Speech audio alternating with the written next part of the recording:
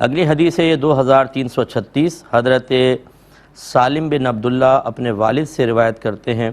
وہ بیان کرتے ہیں کہ جب نبی کریم صلی اللہ علیہ وسلم مکہ جاتے ہوئے ذوالحلیفہ کے نشیب میں رات کے حصے میں ٹھہرے تو آپ کو خواب میں بتایا گیا کہ آپ مبارک وادی میں ہیں۔ موسیٰ بن عقبہ نے بیان کیا کہ سالم نے بھی ہمارے ساتھ وہیں اونٹ بٹھایا جہاں حضرت ابن عمر رضی اللہ تعالی عنہما بٹھاتے تھے۔ وہ اس جگہ کو تلاش کر رہے تھے جس جگہ رات کے آخری حصے میں رسول اللہ صلی اللہ علیہ وسلم نے قیام کیا تھا۔ یہ جگہ وادی عتیق کی مسجد کے نشیبی حصے میں ہے اور وادی عقیق اور راستے کے درمیان میں۔ تو یہ میں نے پچھلی دفعہ بھی اس کی تھوڑی سی وضاحت کی تھی کہ رحمت کونین صلی اللہ علیہ وسلم جب کبھی سفر کرتے تو آپ تو چونکہ اللہ کے نبی تھے، الہامات ہوتے تھے آپ کو، یا کسی اور ذریعے سے کسی فرشتے کے ذریعے کوئی جگہ بتائی گئی یا غیبی آواز آپ کو آئی کہ یہ جگہ متبرک ہے، یہاں پر آپ نماز پڑھیں۔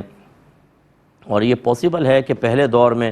انبیاء علیہم السلام میں سے کوئی وہاں گزرے ہوں اور اس جگہ نماز ادا فرمائی ہو یا اللہ تعالیٰ کی عبادت کی ہو تو وہ جگہ متبرک ہو گئی۔ رحمت کونین صلی اللہ علیہ وسلم نے اس مقدس وادی میں نماز ادا کی اور ٹھہرے۔ حضرت ابن عمر رضی اللہ تعالیٰ عنہما کی عادت تھی، آپ نے اس چیز کو گویا کہ اپنے اوپر ایک لازم کر لیا تھا کہ جہاں آپ کو پتہ چلتا کہ رحمت کونین صلی اللہ علیہ وسلم کسی مقام پر ٹھہرے ہیں تو آپ اس مقام تک پہنچتے، وہاں معلومات کرتے کہ سرکار نے کہاں نماز ادا کی ہے، اسی مقام پہ نماز ادا کرتے اور جہاں رحمت کونین صلی اللہ علیہ وسلم نے اپنا اونٹ باندھا ہے سرکار نے آپ نے وہیں پر اپنے اونٹ کو باندھا۔ اسی طرح جس درخت کے نیچے سرکار کا آرام فرمانا ثابت ہوا، حضرت عبداللہ ابن عمر رضی اللہ تعالیٰ عنہما اسی مقام پر آرام کیا کرتے تھے۔ اس سے معلوم ہوا کہ جس جگہ اللہ کے نیک بندوں کے قدم پڑ جائیں وہاں وہ آرام کر لیں، ان کا جسم مس ہو جائے، وہ عبادت ادا کریں،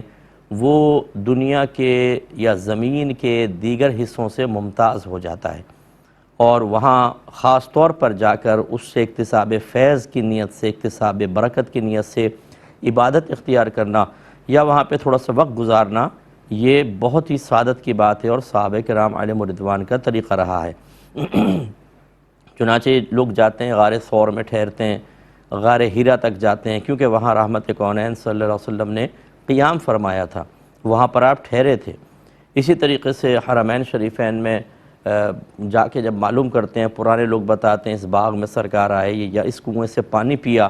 تو مسلمان اسی لیے اسی مقام پر جاتے ہیں، عبادات کرتے ہیں اور اس مقام سے فیض حاصل کرنے کی کوشش کرتے ہیں تاکہ صحابہ کرام علیہم رضوان کی سنت ادا کرنے کا موقع ملے۔ اب ہمارے ہاں بعض اوقات ہم یہ سمجھتے ہیں کہ شاید یہ شرعی طور پہ صحیح نہیں ہے یا 15ویں صدی ہجری کے لوگوں نے اس بدعت کو ایجاد کر لیا ہے۔ معاذاللہ ایسی بات نہیں ہے، یہ دیکھیں بخاری کی حدیث ہے، جو حضرات بخاری کو دلیل مانتے ہیں وہ اس کو دیکھ سکتے ہیں۔ تو اس کا مطلب یہ ہوا کہ کسی مقام پر اب جہاں سرکار تھوڑی دیر ٹھہرے وہ مقام متبرک، اور جہاں میرے آقا آرام فرما رہے ہیں وہ کتنا برکت والا ہوگا۔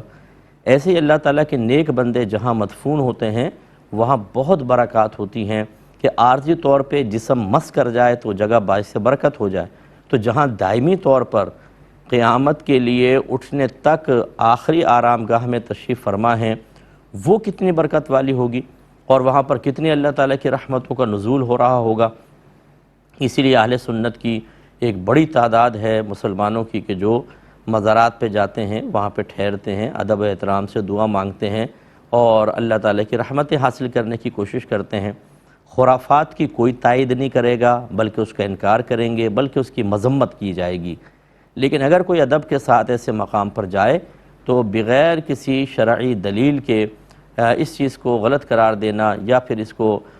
مطلب روکنے کی کوشش کرنا یہ قطعاً غیر مناسب ہوتی ہے، اس پر سب کو توجہ کرنی چاہیے۔